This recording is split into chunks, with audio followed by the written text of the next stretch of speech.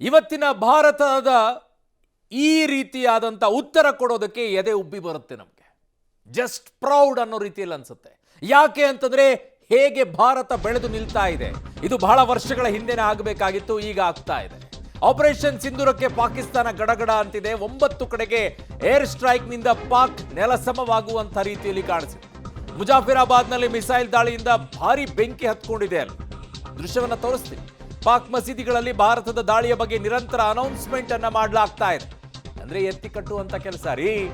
ದಾಳಿ ಬಳಿಕ ಎಚ್ಚರಿಕೆಯಿಂದ ಇರುವಂತೆ ಸೂಚನೆಯನ್ನ ಕೊಟ್ಟಿದ್ದಾರೆ. ದಾಳಿ ಬಳಿಕ ಮುಜಾಫಿರಾಬಾದ್ನಲ್ಲಿ ಕೈಕೊಟ್ಟಿದೆ ವಿದ್ಯುತ್. ಹಲವು ಕಡೆಗಳಲ್ಲಿ ಹಲವು ರೀತಿಯಾಗಿ ಭಯ ಪಡುವಂತ ಪರಿಸ್ಥಿತಿಯಲ್ಲಿ ಪಾಕಿಸ್ತಾನ ಬಂದಿದೆ. ಮಾಡಿದ್ದುಣ್ಣು ಮಹಾರಾಯ ಅನುಭವಿಸ್ಕೊಳ್ಳಿ, ಬೇಡ ಅಂದವರು ಯಾರು? ಅಲ್ಲಿರುವಂಥ ಉಗ್ರರನ್ನ ಪೋಷಿಸ್ತಾ ಇದ್ರೆ ಆ ಪಾಕಿಸ್ತಾನವನ್ನ ಅಲ್ಲಿರುವಂಥ ಜನ ಮೇಲೆತ್ಕೊಂಡು ಓಡಾಡ್ತಾ ಇದ್ರಲ್ಲ, ಮೆರಿತಾ ಇದ್ರಲ್ಲ, ಅನುಭವಿಸ್ಕೊಳ್ಬೇಕು. ನೋಡ್ತಾ ಇದ್ದೀರಾ ನೀವು, ಇದೇ ಮಸೀದಿಯಲ್ಲೇನೆ ಈಗ ಹೊಡೆದಾಕಿದ್ದು. ಈ ಮಸೀದಿಯಲ್ಲೇನೆ ಅಡಗಿ ಕುಳಿತಂತ ಉಗ್ರರನ್ನ ಹೊಡೆದಾಕುವಂತ ಕೆಲಸವನ್ನ ಮಾಡಿದ್ದು. ಮಧ್ಯರಾತ್ರಿ 1:33 1:44 ಸುಮಾರಿಗೆ ಏರ್ ಸ್ಟ್ರೈಕ್ ಆಗುತ್ತೆ. 9 ಕಡೆಗಳಲ್ಲಿ ಉಗ್ರರನ್ನ ಹೊಡೆದಾಕುವಂತ ಕೆಲಸವನ್ನ ಮಾಡ್ತಾರೆ. ಮತ್ತೆ ಭಯೋತ್ಪಾದಕ ನೆರವಿಗೆ ಪಾಕ್ ಸೇನೆ ನಿಂತ್ಕೊಂಡಿದೆ. ಏರ್ ಸ್ಟ್ರೈಕ್ ಬಳಿಕವೂ ಕೂಡ ಜೈಷೆ ಮೊಹಮ್ಮದ್ ಸಂಘಟನೆ ಉಗ್ರರ ಭೇಟಿಯಾಗಿದ್ದಾರೆ ಪಾಕ್ ಸೇನಾಧಿಕಾರಿ. ಇನ್ನೇನ್ರಿ ಅವ್ರ ಕೆಲಸ? ಪಾಕ್ನ ಆಸ್ಪತ್ರೆಗೆ ಭೇಟಿ ಮಾಡಿ ಗಾಯಾಳು ಉಗ್ರರ ಮಾಹಿತಿಯನ್ನ ಪಾಕ್ ಸೇನಾಧಿಕಾರಿ ಪಡ್ಕೊಂಡಿರೋದು. ಏರ್ ಸ್ಟ್ರೈಕ್ ಬಳಿಕವೂ ಕೂಡ ಮತ್ತೆ ಭಯೋತ್ಪಾದಕ ನೆರವಿಗೆ ಪಾಕ್ ಸೇನೆ ನಿಂತ್ಕೊಂಡಿದೆ. ಯಾಕೆ ಪ್ರಪಂಚ ಈ ವಿಚಾರವನ್ನ ನೋಡೋದಿಲ್ವಾ? ಈಗಲೂ ಕೂಡ ಒಬ್ಬ ಸೇನಾಧಿಕಾರಿ ಹೋಗ್ಬಿಟ್ಟು ಒಬ್ಬ ಟೆರರಿಸ್ಟ್ ಅನ್ನ ಆಸ್ಪತ್ರೆಯಲ್ಲಿ ಬಿದ್ದಿದ್ದಾನೆ, ಅವನನ್ನ ನೋಡಕ್ ಹೋಗ್ತಾರೆ ಅಂತಂದ್ರೆ ಇದಕ್ಕಿಂತ ನಾಚಿಕೆಡಿನ ಸಂಗತಿ ಇನ್ನೊಂದಿದೆಯಾ ದೇಶದಲ್ಲಿ? ಅಲ್ಲಿರುವಂತ ಜನ ಇನ್ನೂ ಕೂಡ ಅವ್ರನ್ನ ನೋಡ್ಕೊಂಡು ನಿಂತ್ಕೊಂಡಿದಾರಲ್ಲ, ಅದೇ ಶೇಮ್ ಅಂತ ಅನಿಸುತ್ತೆ. ನಿವೃತ್ತ ಕಮಾಂಡರ್ ಆಗಿರುವಂತ ನಾಗೇಂದ್ರ ಸರ್ ನಮ್ಮ ಜೊತೆಗಿದ್ದಾರೆ. ನಾಗೇಂದ್ರ ಸರ್, ಈ ವಿಚಾರದಲ್ಲಿ ಪಾಕಿಸ್ತಾನಕ್ಕೆ ಉತ್ತರವನ್ನ ಕೊಡುವಂತ ನಿಟ್ಟಿನಲ್ಲಿ ಭಾರತ ಬಹಳ ತಡ ಮಾಡ್ತು ಅಂತ ಕಾಣಿಸುತ್ತೆ. ಬಹಳ ದೊಡ್ಡ ಮಟ್ಟದ ಅವಕಾಶಗಳು ನಮಗಿತ್ತು. ಪದೇ ಪದೇ ನಮ್ಮ ಮೇಲೆ ದಾಳಿಯನ್ನ ಮಾಡ್ತಾ ಇದ್ರು ಕೂಡ ಹಿಂದಿನ ಸರ್ಕಾರಗಳು ಉತ್ತರ ಕೊಡೋದ್ರಲ್ಲಿ ವಿಫಲವಾಗಿತ್ತು. ನಾವು ಶಾಂತಿ ಪ್ರಿಯರು ಅನ್ಕೊಂಡೆ ಈ ಪರಿಸ್ಥಿತಿಗೆ ಬಂದ್ಬಿಟ್ಟವಾ ಅಂತ ನಾಗೇಂದ್ರ ಸರ್? ಖಂಡಿತ, ಇದು ನಿಜವಾಗ್ಲೂ ಖಂಡಿತ. ಯಾಕೆಂದರೆ 1993ರಲ್ಲಿ ಉಗ್ರರ ದಾಳಿ ಬಾಂಬೆನಲ್ಲಿ ನಡೀತು. ಸೀರಿಯಲ್ ಬ್ಲಾಸ್ಟ್ನಲ್ಲಿ ಹೆಚ್ಚು ಕಡಿಮೆ 300 ಜನ ಸತ್ತೋದ್ರು ನಾಗರಿಕರು. ಆದರೂ ಅದ್ರ ಬಗ್ಗೆ ನಾವೇನೂ ಮಾಡಲಿಲ್ಲ. ಆ ಯಾಕೂಬ್ ಮೆನನ್ ಯಾರಿದ್ದ, ಅವನು ಇಲ್ಲಿಂದ ದುಬೈಗೆ ಹೋಗಿ ದಾವೂದ್ ಇಬ್ರಾಹಿಂ ಜೊತೆ ಕೂತ್ಕೊಂಡು ಅಲ್ಲಿ ಇದನ್ನು ನ್ಯೂಸ್ ಬೈಟ್ಗಳನ್ನು ನೋಡ್ತಿದ್ದ, ಏನಾಗ್ತಿದೆ ಅಲ್ಲಿ ಅಂತ. ಇದಕ್ಕಿಂತ ಒಂದು ಅತಿರೇಕ ಇನ್ನೊಂದಿಲ್ಲ ಅಂದರೆ ಅತಿಶಯ ಅಲ್ಲ. ಈ ಉಗ್ರರಲ್ಲಿ ನಾವೀಗ ಮಾಡಿರೋದೇನು ಅಂದರೆ ಹೆಚ್ಚು ಕಡಿಮೆ ಎಲ್ಲ ಅವರದ್ದು ನೆಲೆಗಳನ್ನು ನಾವು ಸ್ಪಾಟ್ ಮಾಡಿದ್ದೀವಿ. ಉಗ್ರವಾದಿಗಳಲ್ಲಿ 3 ಸ್ಟೇಜಸ್ ಇದೆ.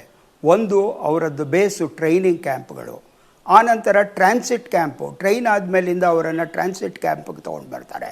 ಅಲ್ಲಿಂದ ಮುಂದಕ್ಕೆ ಲಾಂಚಿಂಗ್ ಪ್ಯಾಡ್ಗಳು. ಈ ಲಾಂಚಿಂಗ್ ಪ್ಯಾಡ್ಗಳು ಯಾವುದಿರುತ್ತೆ, ನಮ್ಮ ದೇಶದ ಗಡಿ ಹತ್ತಿರದಲ್ಲೇ ಇರುತ್ತೆ. ಲೈನ್ ಆಫ್ ಕಂಟ್ರೋಲ್ ಯಾವುದಿದೆ ಅದ್ರ ಹತ್ತಿರಲ್ಲಿ ಇರುತ್ತೆ. ಅದರ ಹಿಂದ್ಗಡೆಯಲ್ಲಿ ಟ್ರಾನ್ಸಿಟ್ ಕ್ಯಾಂಪ್ಗಳು, ಅಲ್ಲಿ ಅವರನ್ನು ಎಕ್ವಿಪ್ ಮಾಡ್ತಾರೆ. ಟ್ರೈನಿಂಗ್ ಕ್ಯಾಂಪ್ಗಳಲ್ಲಿ 3 ಥರ ಟ್ರೈನಿಂಗ್ಗಳನ್ನು ಕೊಡ್ತಾರೆ ಅವರು. ಮೊದಲು ಅವರಿಗೆ 5 ಸತಿ ನಮಾಜ್ ಮಾಡೋದು, ಅದ್ರ ಜೊತೆಗೆ ಅವರನ್ನು ರ್ಯಾಡಿಕಲೈಸ್ ಮಾಡೋದು, ಭಾರತದ ಬಗ್ಗೆ ಒಂದು ದ್ವೇಷ ಹುಟ್ಟಿಸೋದು, ಇಂಥದ್ದನ್ನು ಮಾಡ್ತಾರೆ. 2ನೇದರಲ್ಲಿ ಅವರಿಗೆ ವೆಪನ್ ಟ್ರೈನಿಂಗ್ ಕೊಡ್ತಾರೆ, ಹಾಗೂ ಉಗ್ರರ ದಾಳಿ ಹೇಗೆ ಮಾಡಬೇಕು ಅನ್ನೋದನ್ನು ಹೇಳ್ಕೊಡ್ತಾರೆ. 3ನೇದು ಅಡ್ವಾನ್ಸ್ ಟ್ರೈನಿಂಗು. ಇಷ್ಟನ್ನು ಪಾಕಿಸ್ತಾನ ಮಾಡ್ತಿದೆ. ಅಷ್ಟು ನೆಲೆಗಳನ್ನು ನಾವು ಹುಡುಕಿ ಇಟ್ಕೊಂಡಿದ್ದೀವಿ. ಹೆಚ್ಚು ಕಡಿಮೆ 40ಕ್ಕೂ ಹೆಚ್ಚು ನೆಲೆಗಳಿದೆ.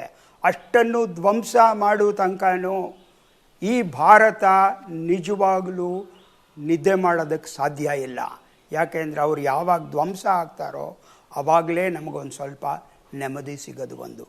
ಇನ್ನೊಂದನ್ನು ಇದೇ ನಿಮ್ಮ ಟಿ ವಿ ಮೂಲಕ ಹೇಳಬಡಿಸೋದಕ್ಕೆ ನಾನು ಏನು ಪಡ್ತೀನಿ ಅಂದರೆ, ನಾನು 2 ವರ್ಷದ ಹಿಂದೆ ಕಾಶ್ಮೀರದಲ್ಲಿದ್ದೆ.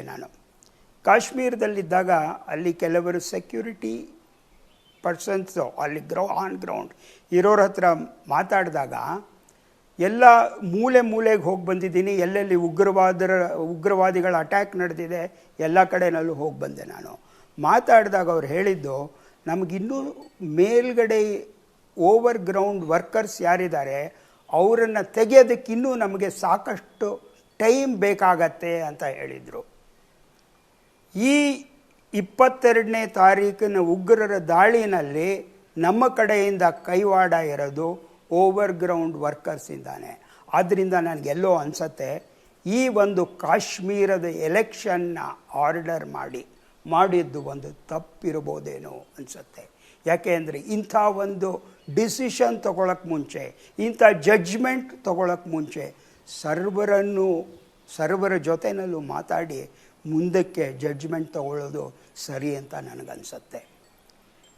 ಧನ್ಯವಾದಗಳು ನಾಗೇಂದ್ರ ಸರ್, ಇಷ್ಟೊತ್ತಿಗೆ ಜಾಯಿನ್ ಆಗಿದ್ದಕ್ಕೆ.